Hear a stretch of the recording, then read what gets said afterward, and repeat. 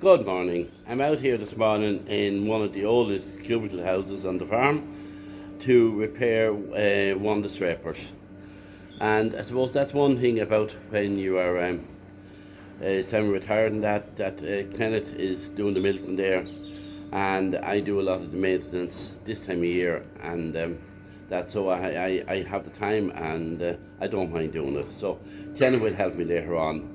I find it a little bit harder, maybe bending down and things like that as being getting that bit older. But I still can do a side of the maintenance, and when Kenneth can concentrate mainly on the most important thing, the day-to-day running of the farm. And it saves him maybe hiring in a man to do this and take some costs out of the system. But along with that is I need to do stuff like that as well, because in our farm retirement deal that I get some income from the farm in the ways of maybe Kenneth, we have an arrangement that there's certain expenses on my personal living that Kenneth covers. So I like then to be able to pay him back in some way by able to do as much maintenance as I can and help him out and do relief milk and that, so that he doesn't have to hire somebody else in to do the maintenance and to do relief milking and that.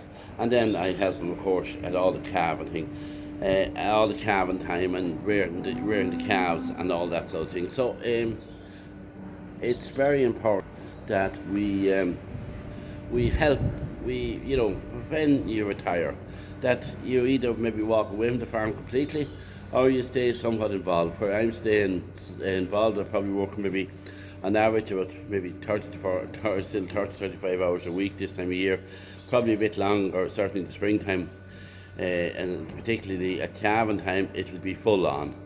So it's the way you work along with your son or daughter or niece or nephew, and that's what I'm always talking about.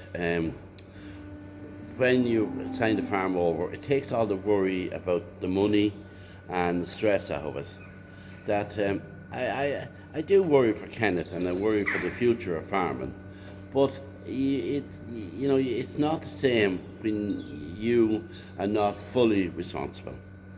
And certainly, I think the newer generation as well, and particularly Kenneth, is a very good money manager, and he's a very, very clear understanding of the whole finances got to do with farms and where's the best way of making profit. And of course, he's focusing on milk and focusing on producing as much grass as possible. But where I'm standing here now is probably quite dark here this morning in this shed. It's the first cubicle house that we converted back in the 70s, myself and my father. It was an old hay shed, an old, if you see, is wooden pillars and a very old V roof. It's a real old hay shed that was probably put up maybe 130 or 40 years ago. And we converted it into a cubicle house because at the time we didn't want to borrow too much money, and we done it ourselves. We built those walls ourselves. We had a cement mixer, and myself and my father, we mixed all the concrete, and we built those. And the cows used to go out down there at the far end, and out next door we had an open pit silage pit. So any guy that's in their 60s or 70s can exactly remember that sort of a model of a farm. You had maybe a 30 bay,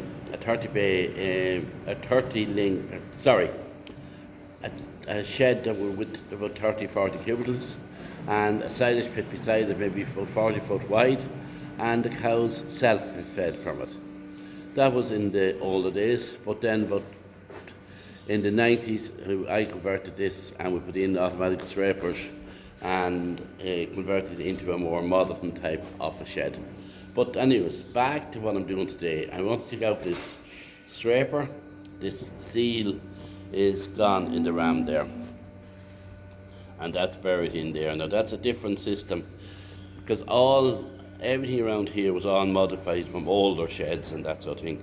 And that was a hay shed, and that was a garage for cars back years ago. So I broke it in as there's no need for having cars inside in the winter time now. But I broke it in and put in extra cubicles there. Well, myself and Kenneth did that a few years ago. So The scraper is buried down there, so I want to go now and take the seal, take the ram out of it and bring it over to Hugh Rock near Mullingar. Hugh was the man that does all those seals for me. He's an expert on them, and I want to get it out. So this time of year we want to make sure that we have all the maintenance done, so when the cows are coming in November, they were good to go. And that is probably the enjoyment about being semi-retired and taking the responsibility away from you, that you can enjoy doing these jobs, and that. And even maybe I made a pint here this morning. I was just walking out here, I'll show you just there, and I slipped and had a little fall. And probably that's what happens when you get older.